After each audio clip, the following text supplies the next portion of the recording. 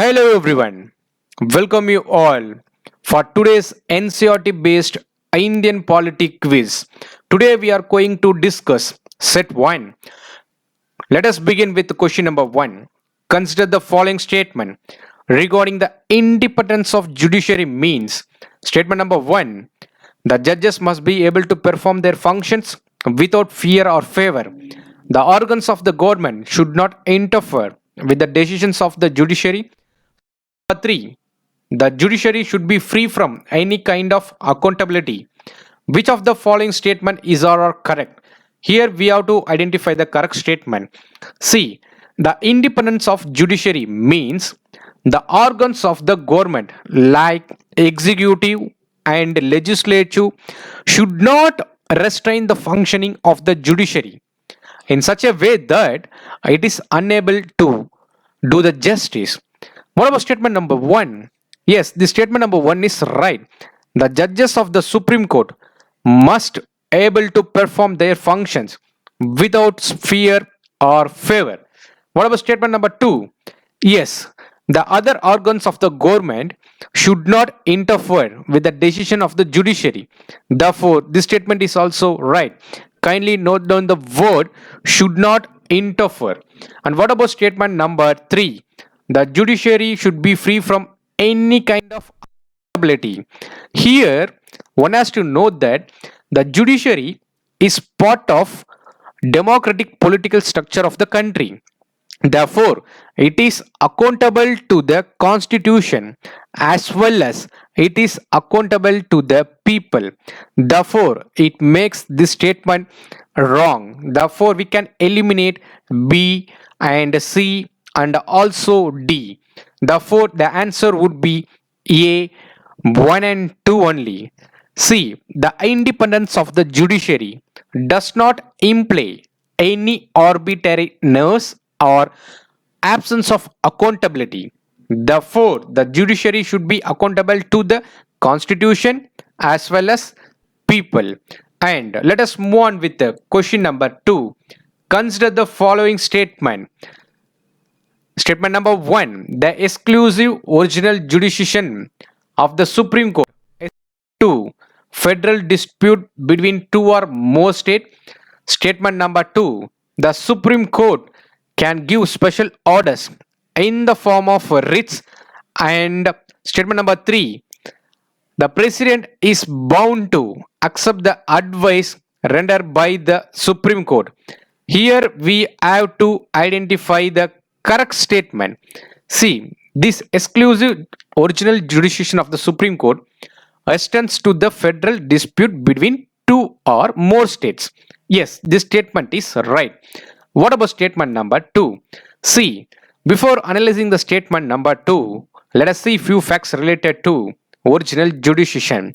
See, this original jurisdiction of the Supreme Court extends to any dispute between the government and the states and also one or more states and also between the government of India or any of the states on one side and one or more states on the other side and also between two or more states.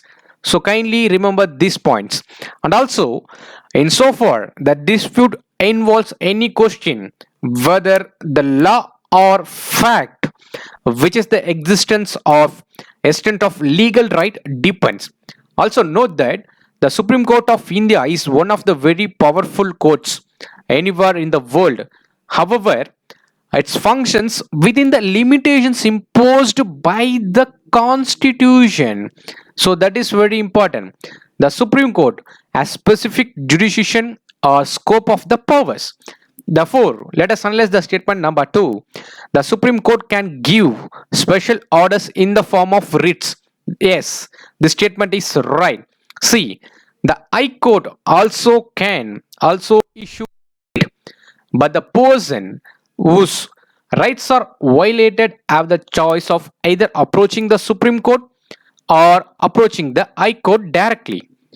Through such writs, the court can give orders to the executive to act, also to not to act in a particular way. Therefore, the statement right. What about statement number 3? In addition to original and appellate jurisdiction, the Supreme Court of India possesses advisory jurisdiction also. It means that the President of India can refer any matter that is of public importance of that involves interpretation of constitution, that is very important, interpretation of constitution to Supreme Court for the advice. However, the Supreme Court is not bound to, here it is given as is bound to.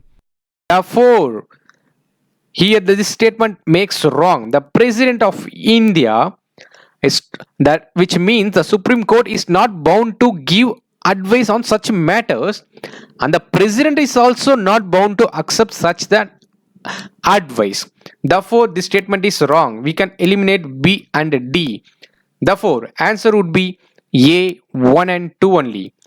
Consider let us discuss the question number 3. The idea of rule of law in the Indian Constitution is borrowed from Soviet Constitution, US Constitution, French Constitution, British Constitution. C.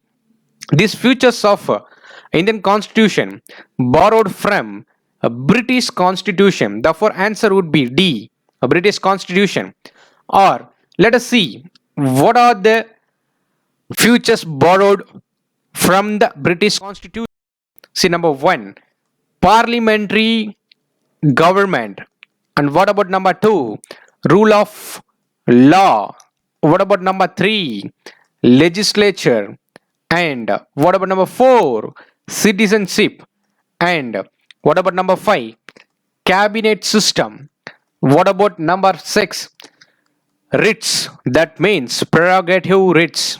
And also the parliamentary privileges and bicameralism. These are the things we are borrowed from the British Constitution. Let us move on with the question number 4. Supreme Court has the power to review the legislation on the grounds that violation of fundamental rights, violative, that is directive principles of state policy. Statement number 3, violate the federal distribution of powers. Which of the following statements is or correct? See, here one has to identify. Okay, this is very important question. See, Supreme Court has the power to review the legislation on the grounds of the violation of the fundamental rights and also on violating the federal distribution of powers. If you take the violating directive principles of state policy, no, obviously this is wrong. Therefore, this statement makes this question. We can eliminate the options. See, here we can eliminate A and B and also D. Therefore, answer would be 1 and 3 only. See, let us discuss. The Constitution provides two ways in which Supreme Court can remedy the violation of fundamental rights or rights. The first, it can restore a fundamental rights by the writs. The writs, namely habeas corpus and mandamus, using the Article 32. There are 5 writs. Okay, and the High Court also using Article 226. Secondly, the Supreme Court can declare the concerned law as unconstitutional, therefore not operational, by using the Article 13. See, therefore, the review of power of Supreme Court includes the power to review the legislation on the grounds that violate the fundamental rights and also on the grounds that they violate the federal distribution of powers. The review power extended to the laws passed by the state legislature also. Kindly note, review, that is the review powers extend to the state legislatures also. And but it does not include the violation of directive principles of state policy, in short DPSP. Let us move on with the next question. Question number 5. Which of the following concept is or associated with federalism? An institution mechanism to accommodate two set of policies and independent judiciary to settle the disputes. Here we have to identify the correct statement from the given options. Here, statement number 1, the institutional mechanism to accommodate two set of policies and the independent judiciary to settle disputes. Yes, both the statements are correct here. Let us discuss. The federalism is an institutional mechanism to accommodate two set of policies. See, one is at regional level, and other is at national level, and each government is autonomous in its own sphere. In some federal countries, there is even a single, that is, system of dual citizenship. India has a single citizenship. Kindly note down, India has a single citizenship. And what about statement number 2? To prevent conflicts between the center and state, there is an independent judiciary to settle the disputes. The judiciary has the power to solve the dispute between the central government and the states on legal matters about the divisions of powers. Therefore, both the statement here are correct. Let us move on with the question number 6. Which of the following committees or commissions recommended the constitutional recognition for the local government bodies? Statement number A, P.K. Tongan Committee, and statement number B, the option number B, Sarkaria Commission, and N.N. Vora Committee, and Punchi Commission. Here we have to identify the correct statement. See, which of the following committee?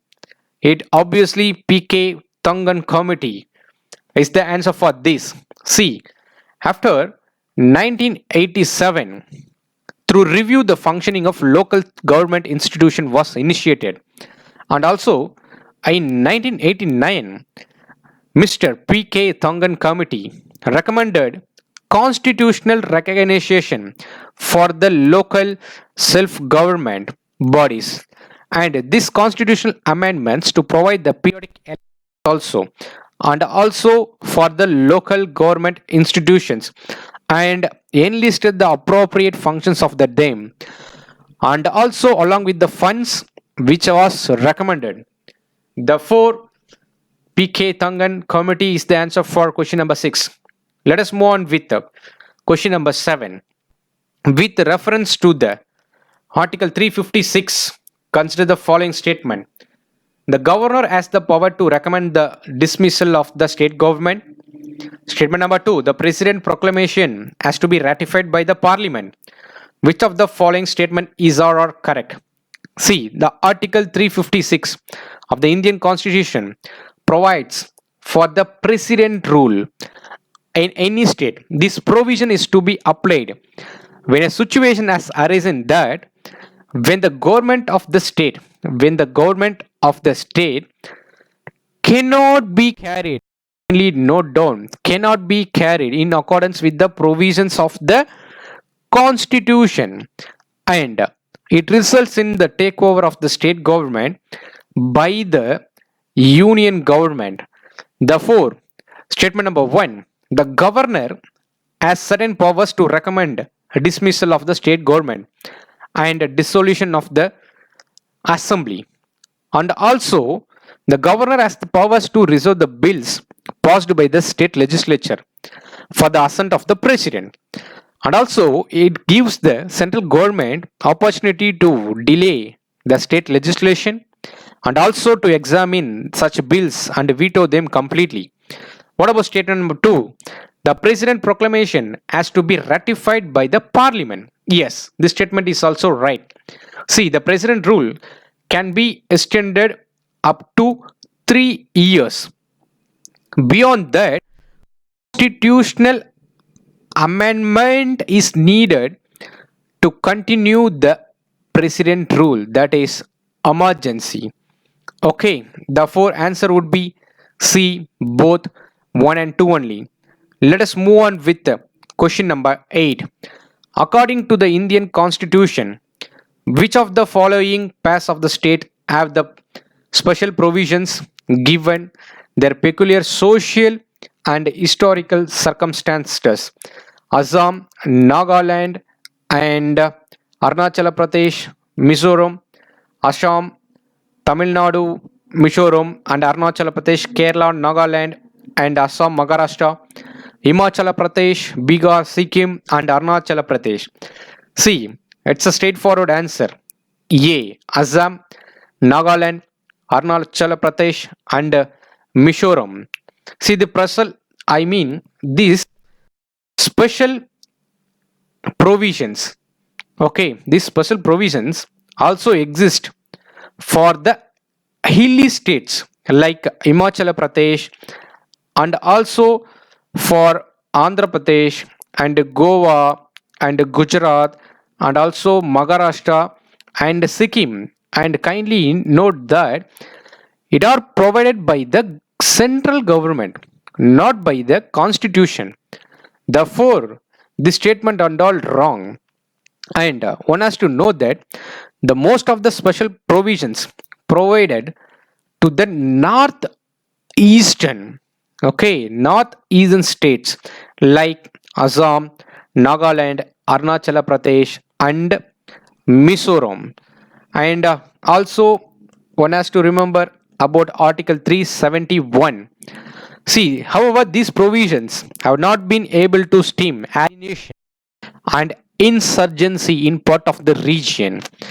See, here all the sources are based on NCERT 11th, class 11th, and also, so we have picked these questions and all from chapters 7, 8, like that. So let us move on with the question number 9. NCERT, okay. Question number 9. Which of the following provisions reflects federalism with a strong central government? Statement number 1. Powers of parliament to form a new state by uniting two or more states. And what about statement number 2? The constitution. Okay, the constitution and emergency provisions and financial powers and responsibilities of the state and central government. And what about we have to choose the correct answer by using the given options. Yes, the federalism with a strong center has been provided, that is the power of parliament to form, and also the emergency provisions, and also financial powers and responsibilities of the central government. See, we have to check that the federal government means establishing the dual government with clear separations of power. However, in India, a strong center is provided by giving more set of powers to the central, the center, as compared to the states. And also note that statement number 1, the parliament, the parliament is empowered to form new states by separating territory from any states, and also by uniting two or more states, and also it can alter the boundaries of any states or even in the name.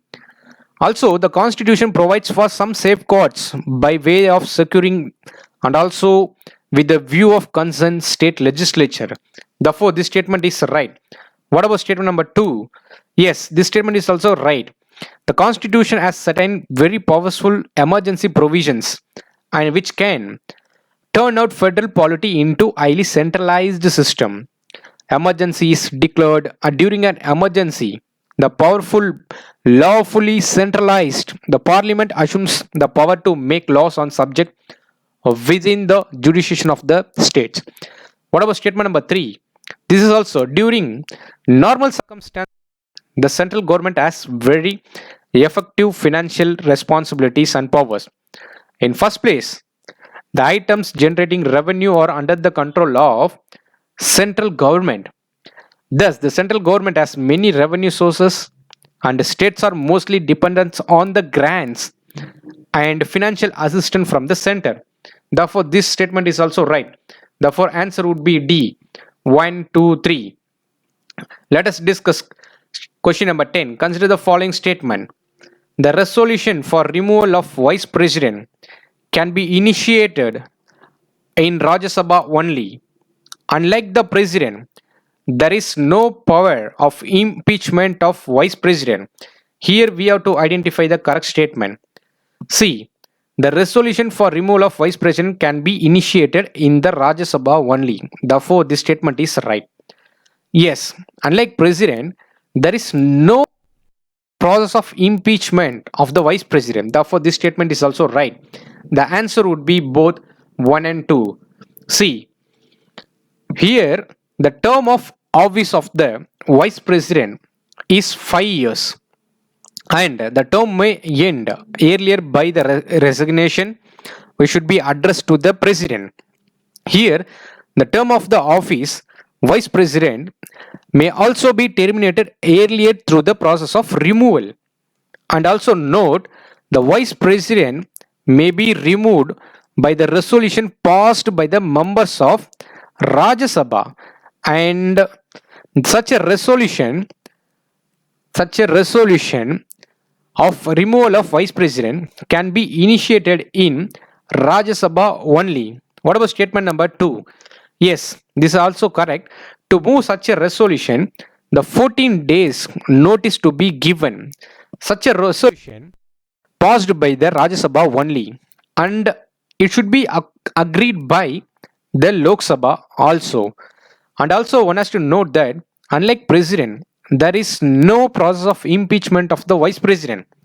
The vice president is removed by the Rajya Sabha by the effective majority. Kindly note down the word effective majority. What do you mean by effective majority? See, that is majority of all the members, majority of all then members of Rajya Sabha, okay, and agreed by the simple majority in the Lok Sabha. And these things present in the NCERT and NCERT class 11, okay, Indian Constitution at work. You may refer page number 109. You can able to identify the answer for this question briefly. Let us discuss question number 11. Consider the following statement. Consider the following statement. Statement number 1. The judiciary has the power to penalize those persons who are found guilty of contempt of court, and salaries and allowances of the judges are subjected to approval of the parliament.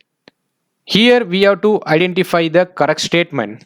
See, the actions and decisions of the judges are immune from personal criticism, and also the judiciary has the power to penalize those who are found guilty of contempt of court.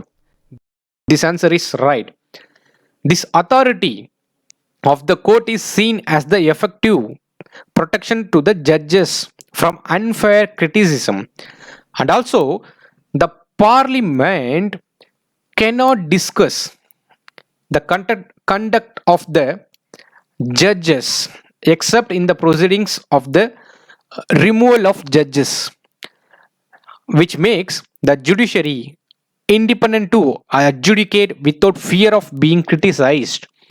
And what about statement number 2? The judiciary is not financially dependent on either of the executive or legislature. Therefore, this statement makes wrong. Okay, we can eliminate B and as well as C.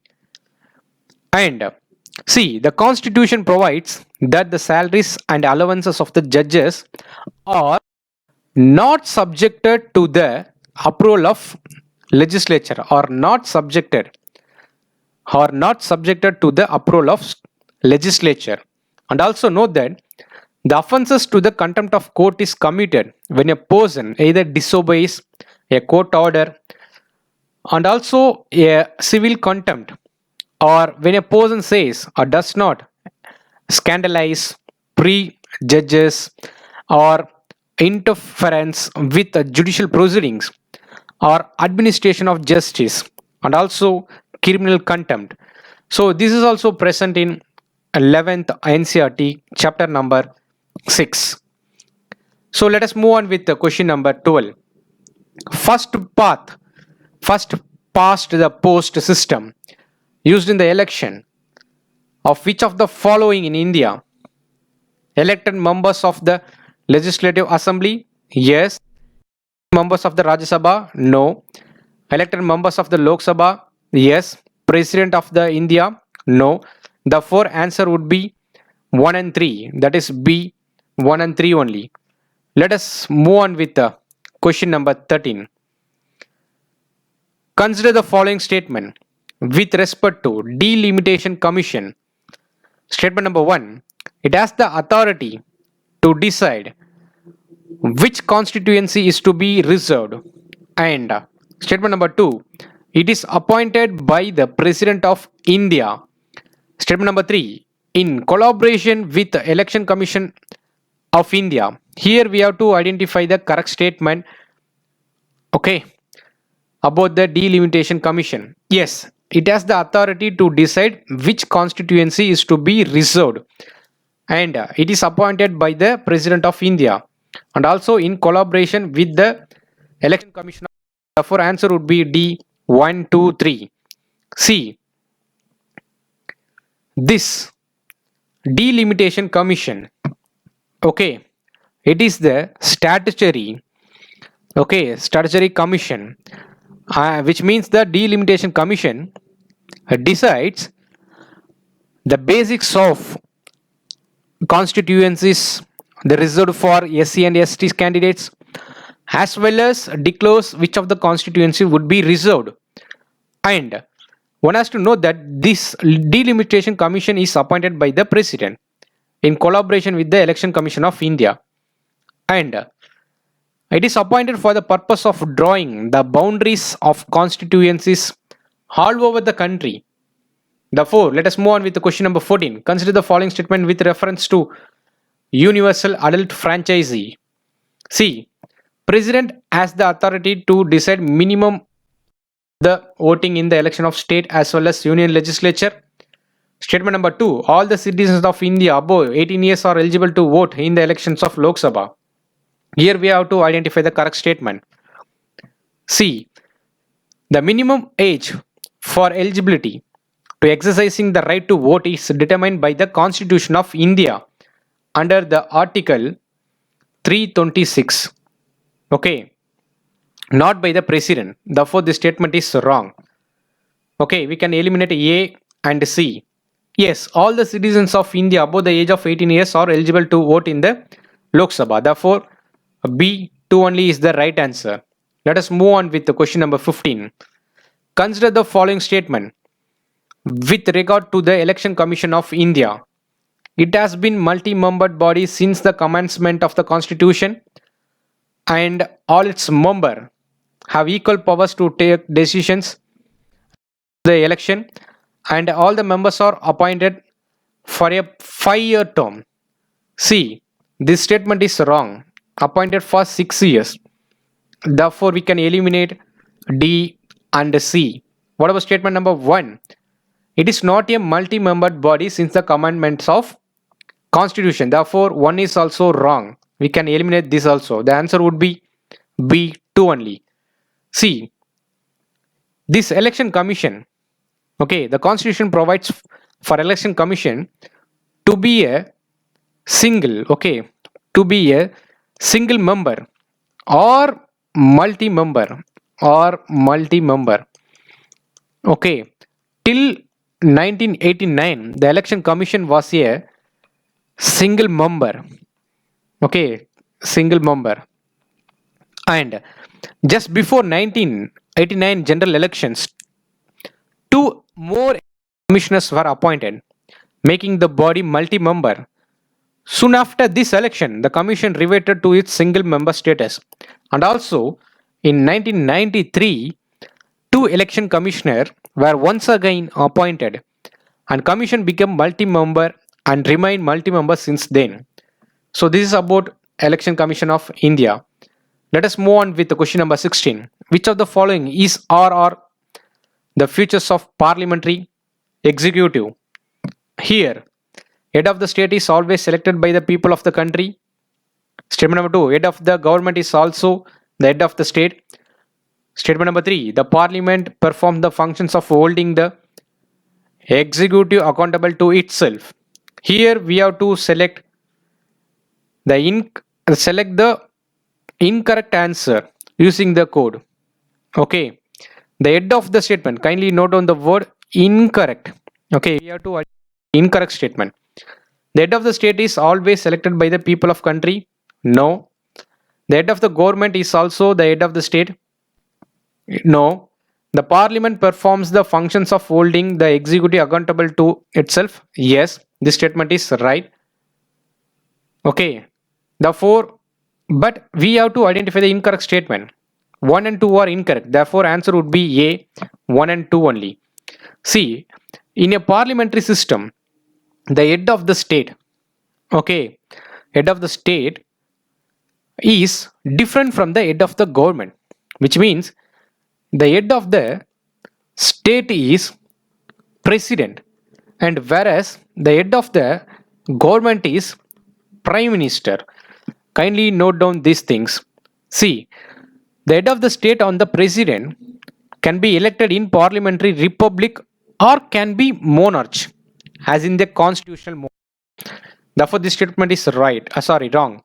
In the parliamentary system, the head of the state is either monarch or the president, while the head of the government is the prime minister. Therefore, this statement is wrong. Yes, statement number 3 is right. The parliament performs the functions of controlling and holding the executive accountable to itself. Let us move on with question number 17 and we will discuss this. Consider the following statement with regard to the Council of Ministers. They are responsible to the parliament and nominated members of the parliament cannot be part of the Council of Ministers. The constitution puts a limit on the size of the Council of Ministers. Which of the following statement is or are correct? See, they are collectively responsible to the Lok Sabha, not the parliament. Therefore, this statement is wrong. The nominated members of parliament can also be the part of Council of Ministers. Therefore, this statement is wrong. The constitution puts the limitations on the size of Council of Ministers. Yes. Therefore, answer would be B3 only. Let us discuss the few facts related to this. The Council of Ministers are collectively responsible to the Lok Sabha, not the Parliament. And also, any member of the Parliament can be appointed to the Council of Ministers, irrespective of whether they are nominated or elected to the Parliament. What about statement number 3? The Constitution has put a limit on the size of the Council of Ministers to the 15% of the strength of the House of the People. Strength of the House of the People. And also note that it made by the 91st Constitutional Amendment Act of 2003. Before 91st Constitutional Amendment Act, the size of the Council of Ministers was determined according to the existence of times and requirement of the situation. Okay, let us move on with the question number 18. Consider the following statement with respect to the Prime Minister of India.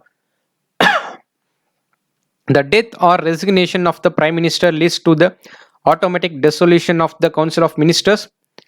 Yes, he has the right, that is, he has either to be the member of parliament at the time of his appointment or become one within 6 months from his appointment. Yes, this statement is also right. The answer would be both 1 and 2. C. The executive organs of the government includes prime ministers and ministers and large organizations called bureaucracy or administrative missionaries. Okay. Also, it is the responsibility of the minister to retain political control over the administration. Also note, it is not composed of the political appointees of the government in power. Okay, these are the important things related to administrative missionaries in India. Okay, so this question is also related to question number 19. Consider the following statement with regard to the administrative missionaries in India. It is responsibility of the ministers to retain political control over the administration. Just now we have discussed. Yes, this statement is right. And what about statement number 2? Its members are political appointees of the government in power. No, this statement is wrong. Just now we have discussed. Therefore, this is right statement. This is wrong statement. All civil servants work under the supervision of the state government can be removed by them. No, this statement is also wrong. Therefore, answer would be A. C. Just now we have discussed. Let us see about third statement. Other than civil servants belongs to the state service. All India service officers like IAS, IPS, IFS work under the supervision of the state government. But they can be removed only by the central government. Okay. An IAS or IPS officer is assigned to a particular state where he or she work under the supervision of the state government. But they are appointed by the central government. They can go back into the service of the central government, and most importantly, only the central government can take disciplinary actions against them. So these are the important facts related to that. And also note that the Article 311, okay, Article 311 state that no person who is the member of civil service of union on all India service or civil service of a state holds a civil post under the union or state shall be dismissed or removed by the authority subordinate to that by which he was appointed. Okay, no person shall be. Okay, that word is very important related to the Article 311. So let us discuss the last question of today. Which of the following articles provide the powers, authorities and responsibilities of the Panchayat? So it is a straightforward answer. Article 243G defines powers, authority and responsibilities of the Panchayat. So what about Article 329? It talks about the establishment of administrative tribunal for union and a separate administrative tribunal for state or two or more state. What about Article 350B? It talks about special officers for linguistic minorities. 371A, it is the special provisions with respect to state of Nagaland. Okay, so with this I am concluding this session. We will meet in the next class. Thank you all. Have a good day.